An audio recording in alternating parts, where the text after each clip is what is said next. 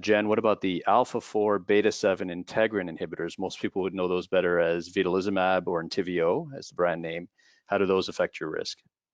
Yeah, Entyvio, just for those who aren't familiar with it, so it is approved to treat moderate to severely active Crohn's and UC, and it is a large antibody protein that targets a very special type of protein called alpha-4 beta-7, and that's for the most part unique to the gastrointestinal tract. And I like to explain it to my patients this way: if we think of our blood vessels as highways and our white blood cells as vehicles on these highways, then what Entyvio does is actually only blocks those dangerous vehicles that are fire hazards from exiting the off-ramp that leads them to the gut tissue. So if these vehicles are permitted to enter the gut tissue, then they can be bad actors and cause intestinal inflammation. Okay, and we're really talking about these vehicles are white blood cells. And so Entyvio is designed to prevent that from happening. And it's administered much like these other medications, initially as some induction doses intravenously at weeks 0, 2, and 6, and then typically every 8 weeks. But like Stelara, sometimes that interval has to be reduced depending on how you're responding to the medication.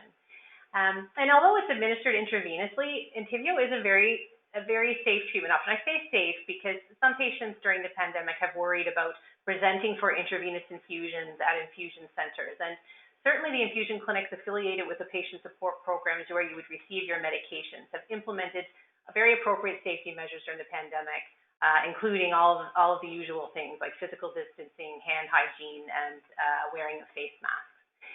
Entyvio has been demonstrated to be a very safe treatment option overall. Certainly outside of the COVID pandemic, no clinical trial, observational study, or pooled analysis has shown any increased risk of any type of infection compared to that same risk in people treated with placebo. And I think that, due to its gut-selective nature, Entyvio has mainly been studied in IBD, so there really aren't any other conditions to compare these results to. In terms of COVID-specific risks, I think once again the data is very limited, so there's still a lot of uncertainty in the SECURE registry. And Gil was discussing this on a session he was giving, an educational session for us here in Halifax the other day. And there have been observed to be some larger numbers of IBD patients who've experienced adverse outcomes in that registry on vedolizumab compared to maybe some of the other biologics. But this issue of confounding that was discussed earlier is very important, particularly in this instance, because many of our IBD patients who are, not all, but many that are prescribed Entyvio are often prescribed this medication due to its gut-selective nature because they're at increased infectious risk, and we want to confine that immunosuppressive effect to the gut rather than selecting an option that would be more systemic in its effect. So specifically, older adults are often prescribed these medications, and older adults are at much higher risk of adverse outcomes related to COVID-19 infections. So we have to be very careful that we don't get too concerned when we're looking at those results from the SECURE registry at this point for sure.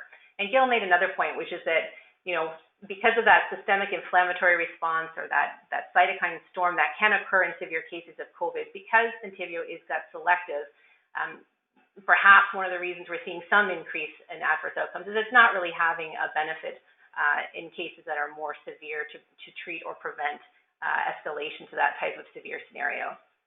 But once again, a lot more research is needed that evaluates the risk of being on a medication like Entyvio in COVID-19 and IBD for sure.